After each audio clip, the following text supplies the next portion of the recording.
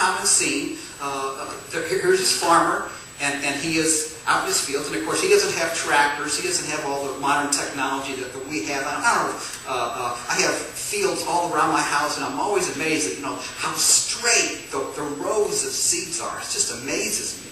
But this guy, of course, there's no tractors back then, so he literally he has this pouch full of seeds, probably wheat or barley, and he's walking in his field, he reaches into his bag, he throws a few seeds over here, he reaches in, throws a few seeds over here, and gets some more seeds, and throws some over here, and so that's basically how it goes, okay? And needless to say, that isn't a real exact kind of thing, right? I mean, it's not as precise as it is now with the tractors and all the stuff that they have now. And so, inevitably, some of the seed falls on hard ground, on the path.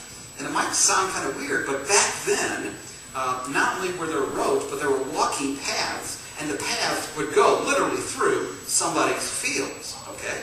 And that was okay. People would cut through your land, and as long as you didn't, mess with the guy's crop, that was okay. And if you've ever been on a path, and of course all of us have, the dirt is beaten down because there are all people walking on it. So when the seed inevitably it falls on the path, what does it do?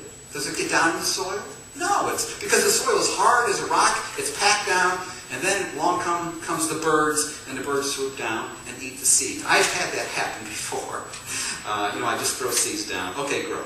Yeah. It doesn't work that way. It just sits on top, and the birds come and eat it. But then Jesus says, well, now some of the soil, these seeds fall on rocky soil. Now, rocky doesn't mean that there's like big boulders.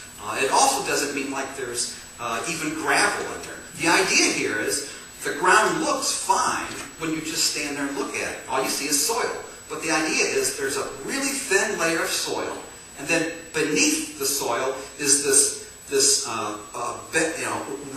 bedrock, okay? And so the idea is these seeds drop on the soil, they get down in the soil, they start to grow, but then the roots bump into the rock. It can't get enough water, can't get enough nutrients, and so what happens? It eventually dies. Okay? It looks good, but it has shallow roots, and so the sun bakes it. Okay? But then there's another soil. It's called thorny soil, and thorny is actually, it refers to a specific kind of weed. Okay, and if you like to garden or whatever, or you can't stand the weeds in your lawn, okay, but you know that when grass and weeds, or your tomato plants and weeds, if you don't get in there and pull those weeds, the weeds are going to eventually choke off what you want to grow, right? I mean, it's common sense. So that seed ends up being useless. But praise God, there is good soil, right? And according to Jesus, that good soil, it actually produces a crop 30 times what is sown. And so, how would we summarize, what does Jesus say here, again, in terms of agricultural seeds? And I think he's saying this, agricultural seeds only yield a crop in good soil. Isn't that basically what he's saying? Agricultural seeds only yield a crop in good soil. And again, those of us, if you've ever done any gardening or whatever, we know this. If the seed can't penetrate the soil, if it falls on hard ground, nothing's going to grow there. In fact, the birds and other animals are going to swoop down and get it. And if the soil is just really shallow, but then there's rock underneath, you know that that's not going to work either, that there's not going to be any root system. And if there's a whole bunch of weeds there, and you're not diligent pulling those weeds up, well, it's going to choke off what you want to grow. I mean, we all know that. But, praise God, there is good soil, right? And, if you're a gardener, a lot of times you will prepare the ground, and so agricultural seeds only yield a crop in good soil. Now, that's great, isn't it? But, remember, Jesus, he doesn't want to teach us about farming, right? In fact, all of us and all of his listeners, they already do this, right? But now he connects with them. They understand this. This is very common. As a matter of fact, there might even be a farmer standing over there and planting seeds as Jesus is talking. Okay? So they get this. But now Jesus is going to make a spiritual application. So he's talked about agricultural seeds, and now he's going to talk about spiritual seeds. So let's skip down. We're still in chapter 13. Let's pick it up again in verse 18 to verse 23. Jesus explains, he makes a spiritual application based on what he just said about farming. It says, listen then to what the parable of the sower means. When anyone hears the message about the kingdom and does not understand it, the evil one comes and snatches away what was sown in his heart. This is the seed sown along the path. So, if you ever ask the question, well, why is it that some people you talk to them about Jesus, about sin, about heaven and hell and all that stuff, and they just don't seem to get it, sort of like I was for 35 years. Why is it? Well, it's because they have a hard heart. The seed can't penetrate the heart. They have a hard heart. They are spiritually blind. Okay? That's how I was for 35 years. And then Satan partners up with the person's hard heart, and he just grabs what was said and takes it away. And so this person, doesn't understand about Jesus and could care less. In fact, they might even get angry when you talk to them about Jesus. Why is that? Because they have a hard heart. The spiritual seed can't penetrate their hard heart. But then he goes on to say, verse 20, the one who received the seed that fell on rocky places is the man who hears the word and at once receives it with joy. But since he has no root, he lasts only a short time.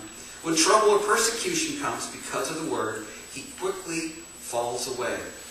So here's this other guy, and if we ask the question, well, why is it that some people, they seem to get it, they seem to understand it, they're on fire for the Lord, they actually make a commitment to Jesus, but then over time they sort of just drift away. Well, why is it? Well, they have, could be a rocky heart.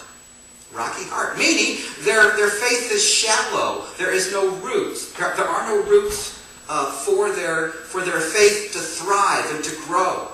It's a very shallow, very superficial faith. And when trouble or persecution comes along, the family or friends or coworkers or kids at school, so you actually believe in the Bible, and you're one of those Jesus freaks. Well, when that happens, the person says, you know what? I don't need this. And they just disappear. They're not interested in Jesus anymore. And then Jesus continues to make the spiritual application. He says, the one who received the seed that fell among the thorns is the man who hears the word, but the worries of this life and the deceitfulness of wealth choke it, making it unfruitful. So why is it, again, why do some people, they understand what you're saying about Jesus, they understand about heaven and hell and sin and all that stuff, and they actually make a commitment, but then over time, you never see them again. And then they eventually, they don't want anything to do with Jesus. Well, it could be that they have a thorny heart, that the weeds of life choke off their faith. Life has a whole bunch of worries. And some people, maybe they're on fire for the Lord, they get baptized and all that stuff, and they're ready to go, but then there's worries in life, and the person starts thinking, can Jesus really help with this? I don't know. Is he really relevant? And then there's this, all of us are, we all want things. We want materialism. We want the new iPod, the best cell phone. And so pretty soon we start asking the question, can Jesus really get me that kind of stuff? I mean, do I really need that? And sooner or later, their faith is choked off because they have a thorny heart. So at this point, this is depressing. Nothing is working. Okay? But praise God, there is a soil that is good. In fact, verse 23, he says, but the one who received the seed that fell on good soil is the man who hears the word and understands it. He produces a crop yielding 160 or 30 times what was sown. So there it is. There is good soil. There is an open and receptive heart. As a matter of fact, if I were to sort of summarize, what is he saying here? Here's a spiritual application. Spiritual seeds only yield a crop in open hearts. Spiritual seeds only yield a crop, a spiritual crop that is, in open hearts, in receptive hearts, in soft hearts. And the reality is here, I mean, it's kind of discouraging on one level, isn't it? Gee, some people, they have hard hearts, and the gospel goes over them. They don't understand it. It is irrelevant to them.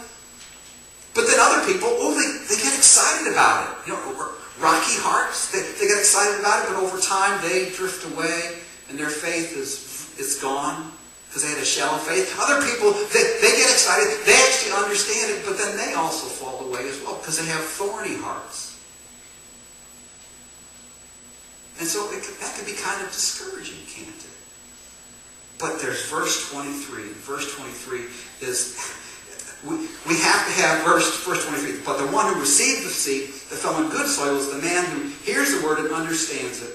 He produces a crop yielding 160.